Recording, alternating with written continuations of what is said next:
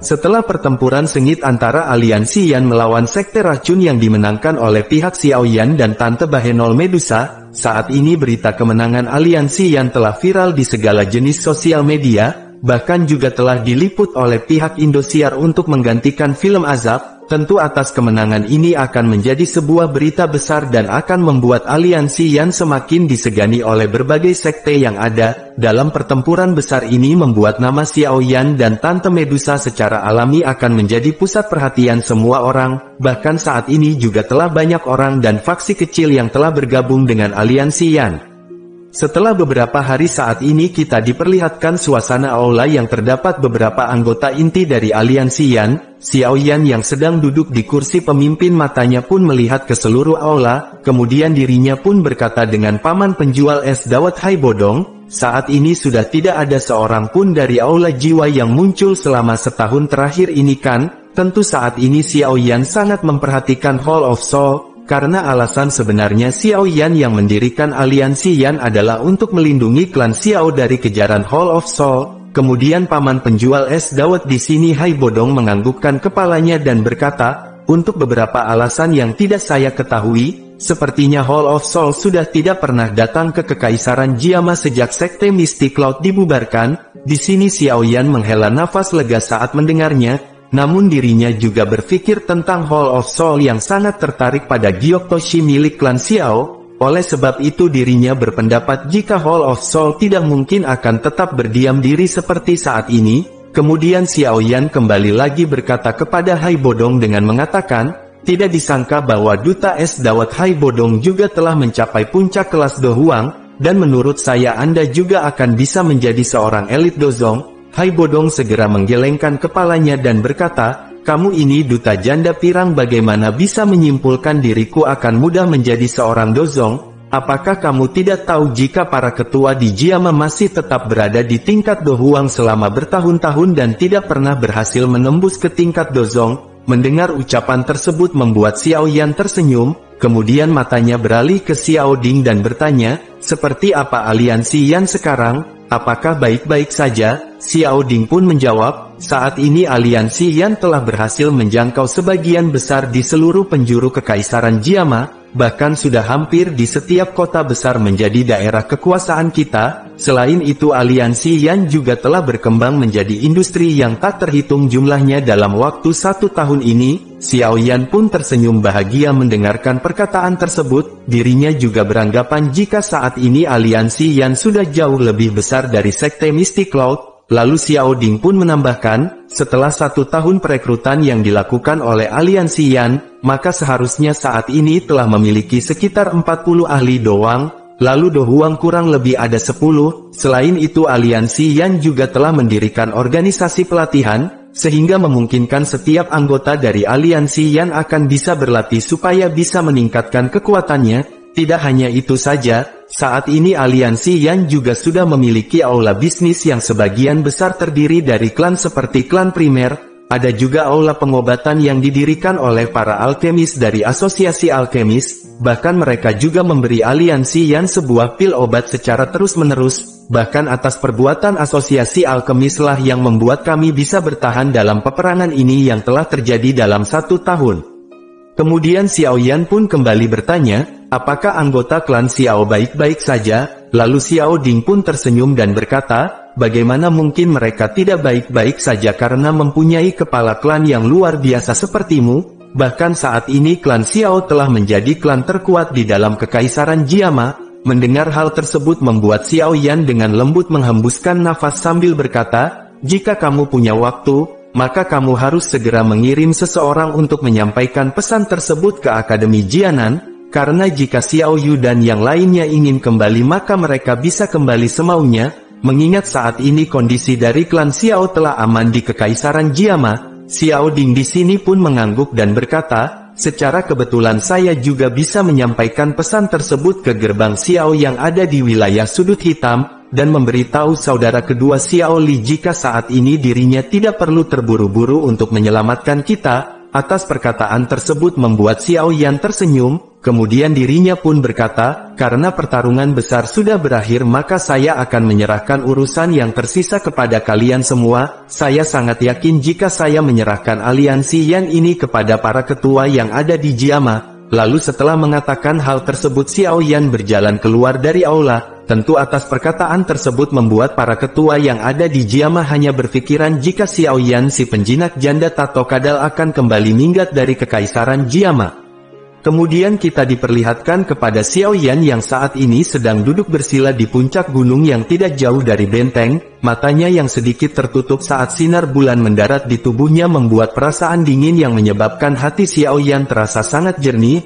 Lalu tidak lama setelah itu akhirnya muncullah janda pemersatu bangsa yang suka bermain lato-lato, kemudian dirinya langsung mendekat ke Xiao Yan sambil berkata, dia sejauh ini masih belum ada di sini. Sepertinya kamu telah menunggunya dengan sia-sia. Xiao Yan tanpa daya menggelengkan kepalanya saat mendengar kata-kata tersebut. Kemudian Xiao Yan pun berkata, aku sudah memberitahumu bahwa kamu tidak perlu datang.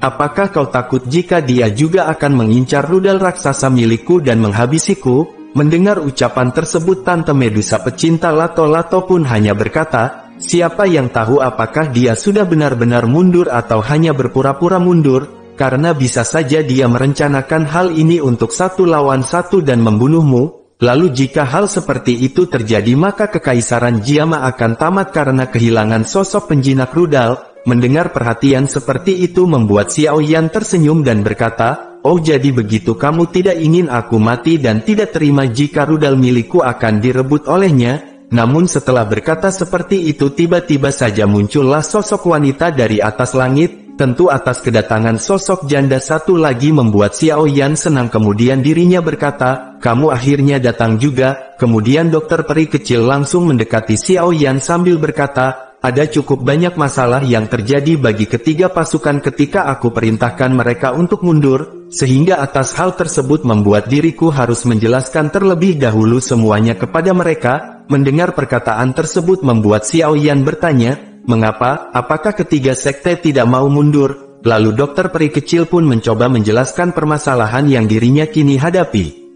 Jadi kekaisaran Chuyun sebenarnya telah dikendalikan oleh sekte racun. Lalu saya sebagai pemimpin sekte racun yang meminta mereka untuk mundur dan tidak menyerang lagi aliansi Yan, mereka masih bisa menerimanya. Akan tetapi sekte Angsa Emas dan Lembah Mulan bukanlah faksi dari kekaisaran Chuyun. Bahkan kekuatan sekte mereka juga tidak jauh lebih lemah dari sekte racun, sehingga atas keputusan aku yang meminta menghentikan peperangan ini membuat mereka keberatan. Meskipun saya sudah mengatakan bahwa saya ingin mundur, namun sebenarnya mereka juga telah lama berencana untuk menguasai kekaisaran Jiama. Oleh karena itu keputusan saya yang tidak ingin lagi menyerang Jiama sangat tidak berpengaruh pada mereka yang dari awal memang menargetkan kekaisaran Jiama. Mendengar penjelasan seperti itu Xiao Yan hanya berkata, Luo Yantian dan salah satu dari 3 tetua Mulan telah terluka parah oleh saya. Mereka benar-benar berani menjadi sombong seperti ini meski mereka sudah kehilangan kekuatan dari salah satu tetua Mulan. Kemudian dokter peri kecil kembali berkata, saya mengetahui jika sekte Angsa Emas dan kekuatan Lembah Mulan memanglah cukup kuat. Meskipun mereka telah mengirim orang-orang terkuat di sekte mereka untuk pertempuran besar kala itu, namun sebenarnya mereka masih belum mengeluarkan seluruh kekuatan asli mereka. Dokter peri kecil juga berpendapat jika mereka saat ini masih berkeinginan untuk tetap menghancurkan kekaisaran Jiama meskipun saat ini sekte racun milikku telah menolaknya. Kemudian Yan Luotian dan salah satu dari 3 sesepuh Mulan memang telah terluka parah. Namun menurut apa yang telah aku ketahui jika sekte mereka memiliki alkemis tingkat tinggi, jadi jika mereka mempunyai waktu dalam beberapa hari maka mereka akan mendapatkan pil obat langka yang bisa memulihkan kekuatannya hanya dalam waktu yang singkat. Mendengar penjelasan tersebut membuat wajah Xiao Yan menjadi sangat terkejut. Lalu pikiran yang terlintas di benaknya jika hal tersebut terjadi maka aliansi Yan dan pihak kekaisaran Jiama mau tidak mau akan turun tangan semua. Tante Bahenol Medusa di sini juga ikut berkata, saat ini dukungan terbesar dari sekte Angsa Emas dan Lembah Mulan adalah 2 elit Dozong, yaitu Yan Luotian serta 3 tetua Mulan. Jadi selama 2 orang ini terbunuh maka kekuatan dari 2 golongan besar tersebut akan secara drastis menurun. bahkan mereka juga tidak akan berani untuk menyerang Kekaisaran Jiama lagi. Xiao Yan sedikit terkejut saat mendengar perkataan dari janda pertamanya, karena perkataan Tante Medusa memang benar. Saat ini Yan Luotian dan salah satu dari 3 sesepuh Mulan yang sedang terluka parah membuat Xiao Yan berpikiran jika saat ini sebenarnya kesempatan terbaik untuk dirinya membunuh mereka, karena jika kesempatan ini dibiarkan saja dan mereka berhasil memulihkan kekuatan mereka, maka keberadaan mereka akan menjadi hal yang sangat merepotkan. Oleh karena itu saat ini Xiao Yan berniat akan segera menghabisi mereka. Akan tetapi di saat yang bersamaan justru Tante Bohai Medusa langsung bergerak mendekati ke arah dokter peri kecil dengan tatapan ingin kembali melanjutkan pertarungannya. Namun dokter peri kecil yang melihat tindakan Tante Medusa dirinya hanya mengatakan, "Kamu tidak akan bisa mengalahkan saya." Mendengar ucapan seperti itu membuat janda Bohai Medusa pun berkata dengan dingin, "Kamu bisa datang dan mencobanya sendiri, dan buktikan siapa yang paling bohai di antara kita." Tentu atas kejadian ini membuat Xiao Yan merasakan sakit kepala yang luar biasa saat dia melihat kedua janda simpanannya akan kembali bertarung. Kemudian Xiao Yan bergegas melambaikan tangannya untuk menghentikan mereka berdua. Kemudian Xiao Yan pun berkata, "Sudahlah, jangan saling adu kemontokan, aku si penjinak rudal sudah pasti akan siap bermain rudal bersama kalian berdua." Lalu Xiao Yan dengan tegas kembali berkata, "Aliansi yang didirikan oleh saya. Oleh karena itu saya tidak bisa melihatnya dihancurkan oleh Yan Luotian dan 3 sesepuh Mulan." Dokter peri kecil yang mendengar perkataan Xiao Yan hanya berkata, "Mau bagaimanapun juga kedua orang itu memiliki pemikiran buruk terhadap saya, dan saya juga tidak bisa menganggap mereka sebagai sekutu. Oleh karena itu saya juga bisa memilih beraliansi denganmu untuk bersama-sama menyerangnya jika kamu menginginkannya." Tentu atas ucapan dari dokter peri kecil membuat Xiao Yan menjadi sangat senang, ditambah lagi dia juga merupakan sahabat lamanya, meskipun saat ini mereka berada di sekte yang berbeda, namun ikatan persahabatan di antara mereka akan selalu sama. Kemudian dokter peri kecil di sini memberikan sebuah informasi dengan berkata, ketiga tentara itu sekarang tinggal sementara di sebuah kota di perbatasan Kekaisaran Chuyun. Luo Yantian dan 3 sesepuh Mulan juga ada di sana. Namun 2 di antaranya mengalami luka berat, oleh karena itu membuat pertahanan di sekitarnya menjadi sangat ketat, sehingga tidak akan mudah bagi kalian berdua untuk bisa bertindak. Xiao Yan yang mendengar informasi tersebut hanya tersenyum dan berkata, "Tidak masalah, serahkan saja pada kami si penjinak rudal raksasa dan janda Bohai Tato Kadal." Kemudian dokter peri kecil di sini menambahkan, "Serahkan pertahanan luar kota kepadaku. Namun aku saat ini hanya bisa membantumu sejauh itu, karena jika mereka mengetahui jika penyerangan ini ada keterlibatan diriku, maka akan merusak citra dari sekte racun tikus milikku." Mendengar perkataan tersebut Xiao Yan di sini hanya mengucapkan rasa terima kasihnya.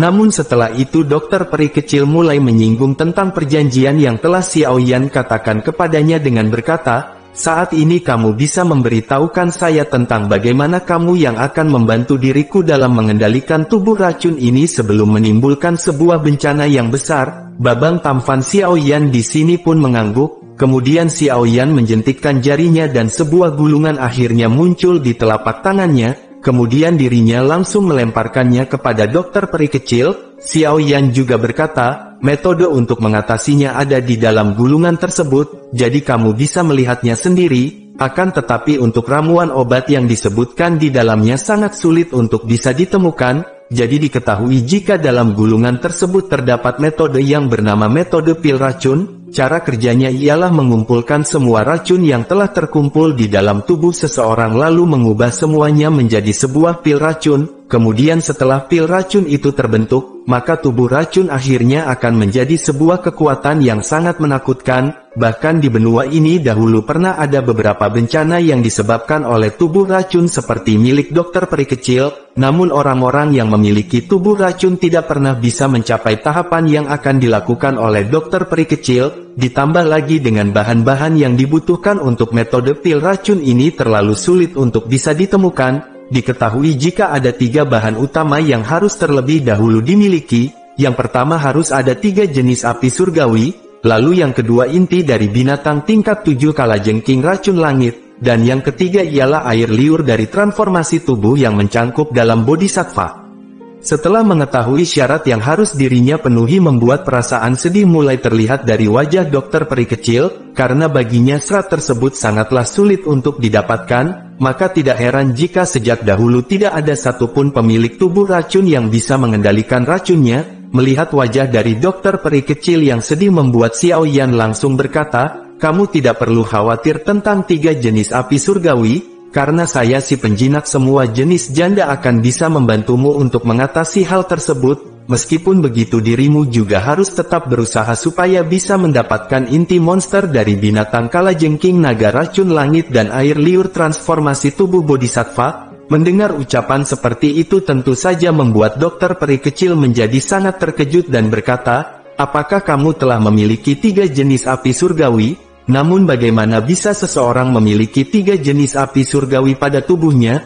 Mendengar ucapan tersebut membuat Xiao Yan hanya tersenyum, kemudian dirinya langsung menjentikkan jarinya lalu sebuah gumpalan api hijau giok tiba-tiba saja muncul, dan setelah itu dengan cepat terbagi menjadi nyala hijau dan nyala yang transparan, kemudian sebuah api putih pekat lainnya pun keluar dari segel api yang ada pada jidat jenong milik Xiao Yan. Atas hal ini membuat dokter peri kecil sangat takjub dan tidak bisa menyembunyikan rasa kegembiraannya, lalu dirinya juga berkata, "Saat ini aku sudah tidak heran dengan dirimu yang bisa bertarung dengan seorang elit dozong meskipun dirimu hanya bertingkat dohuang, dasar kamu Xiao Yan. Mentang-mentang dirimu MC Donghua ini kamu bisa seenaknya saja mempunyai 3 api surgawi, sungguh perbuatan yang sangat curang." Meskipun dokter peri kecil telah mengetahui jika Xiao Yan telah mempunyai 3 api surgawi, namun dirinya juga kembali kebingungan dan berkata, "Meskipun dirimu telah mempunyai salah satu syarat yang harus dipenuhi, namun inti monster dari binatang kalajengking naga racun langit dan air liur transformasi tubuh bodhisattva juga sangat sulit untuk bisa didapatkan." Atas perkataan tersebut membuat Xiao Yan berkata, "Sudah tenang saja, aku ini MC Donghua ini, ya kali masalah seperti itu tidak bisa aku atasi, aku juga akan melakukan yang terbaik untuk membantu kamu supaya bisa mendapatkan syarat yang lainnya."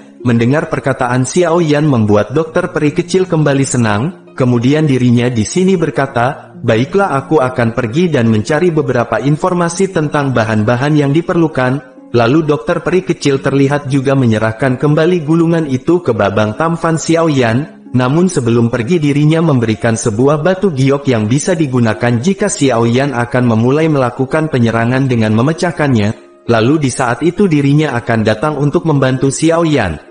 Xiao Yan yang mengetahuinya pun mengangguk lalu menyimpannya ke dalam cincin penyimpanannya, namun sebelum benar-benar pergi dokter peri kecil kembali bertanya, "Apakah kamu masih akan memperlakukanku sebagai teman meskipun aku sudah menjadi seperti ini?" Xiao Yan yang mendengarnya pun menjawab, "Aku akan sama seperti dulu, dan tidak ada yang berubah dariku untuk selalu mengikat ikatan pertemanan di antara kita, meskipun saat ini telah ada yang sedikit berubah yaitu rudalku yang semakin tumbuh menjadi raksasa, namun rasanya akan tetap sama dan justru tambah jos."